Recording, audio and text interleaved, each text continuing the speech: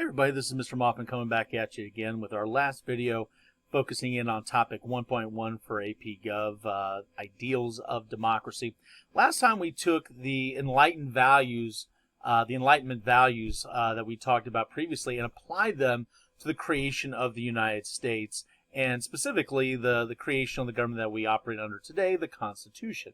Now, that being said, obviously the Constitution is going to be the single most important document that we're going to focus in on throughout the entirety of this course. So if we are going to be, focusing so much on the Constitution itself, it is important to understand, some of the key principles that go into the creation of this document, this plan for government called the Constitution. And note, think about how each of these principles are inspired by the Enlightenment itself. So, with that being said, one of the key principles is what we call republicanism. Now, when we say republicanism, we don't mean Republican Party. We're talking about, even though it's capitalized here, it is about the idea of small r Republican. The idea being that government is created to represent us. And so, if we're talking about that as a principle in our Constitution, you have to be able to identify examples of republicanism in the framework. So, for example, in the House of Representatives, we see republicanism. In other words, we directly choose our House members, that we directly elect them. We also see it done indirectly in things like the Senate, at least in its original version. Originally in the Constitution, U.S. senators were chosen by state legislatures.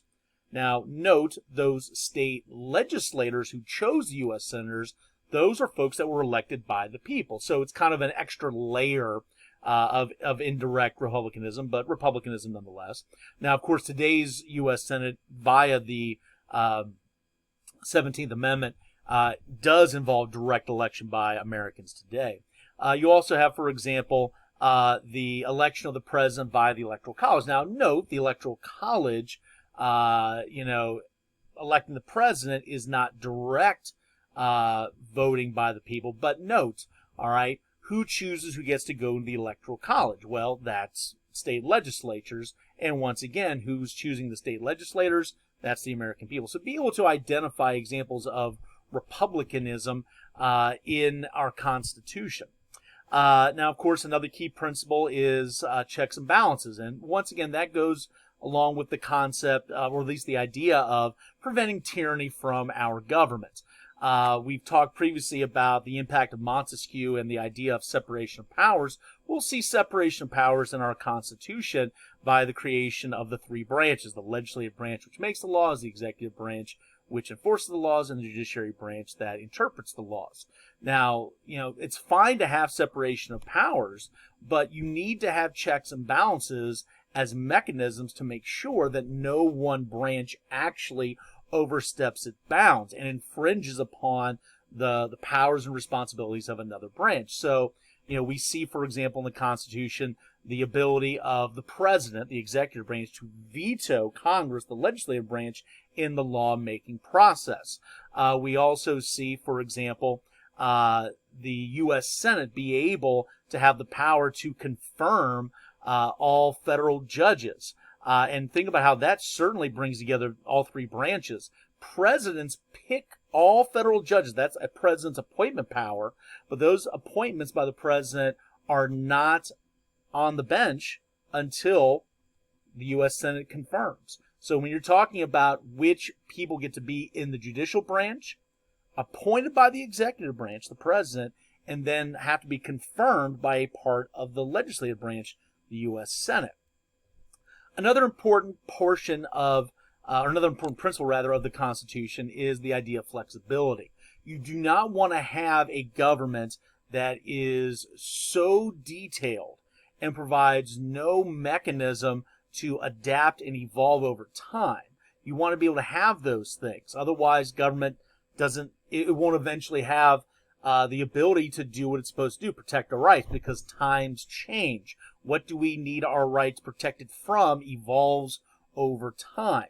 So we do see that in place in terms of specific powers given to the federal government, specifically powers, for example, for the legislative branch. If you look in Article 1, Section 8, it includes, for example, the Commerce Clause, the power to regulate interstate commerce. And we'll talk later on about how that power, specific power, has been widely stretched to be able to meet the needs of an ever-evolving nation. We also have in Article 1 the Necessary and Proper Clause, which is kind of a broad phrase. It basically says that the government, that Congress has the ability to create all powers that are necessary and proper to carry out the enumerated powers. So, as we'll talk about later on, we call these implied powers.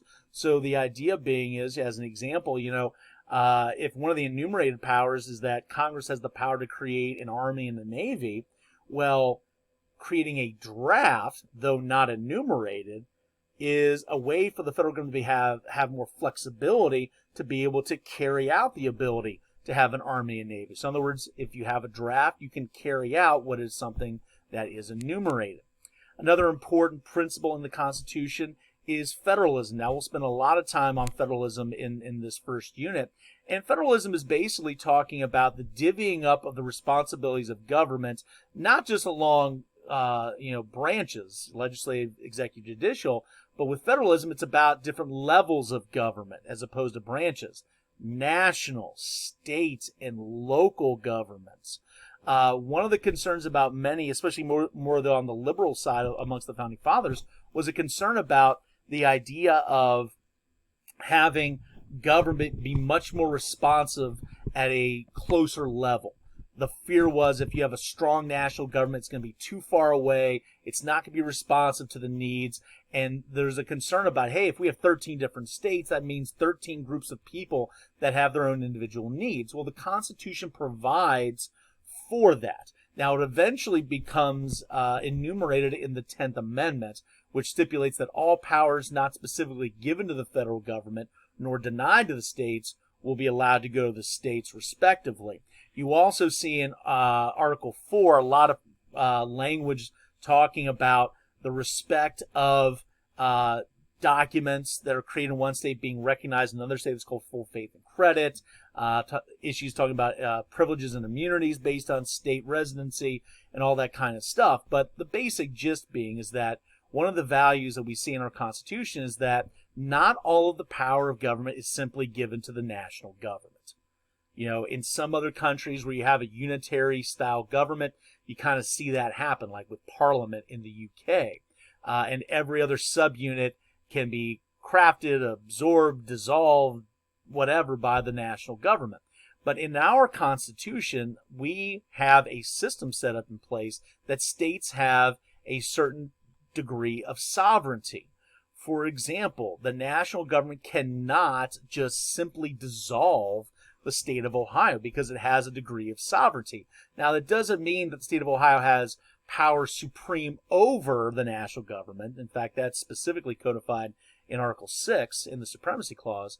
But nonetheless, it does have powers that it has sovereignty over. For example, if you're talking about public education is not mentioned as an enumerated power in the Constitution. So it's not, delegated to the national government.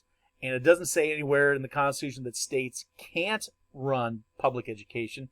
Therefore, that's a power of the states, public education. And as you will see, there's 50 different states with 50 different, systems for, carrying out public education. And then the last principle is what we call limited government. And, once again, this is talking about protection from tyranny. We believe that, and once again, this is through the impact of the Enlightenment, that government is not omnipotent. It is not absolute. It can't do anything that it wants whenever it wants. If the government's job is to protect our rights, it then by definition has limitations because we have certain rights that must be protected. And of course, if you look in the Bill of Rights, things like, right to bear arms and protection from cruel and unusual punishment and, protection from reasonable searches and seizures and due process. And that's in addition to the big famous ones like right to free speech and freedom of assembly and freedom of religion, et cetera, et cetera. These are all ways that we impose limitations on government because we value that. We want government, we believe in government, but we believe that the government has a limited role, not an absolute role. So those are going to be some of the key principles that we will see as a result of the impact of the Enlightenment and then clearly embodied in the framework under the Constitution. So, all right, that rounds out topic 1.1. We'll see you next time. Bye-bye.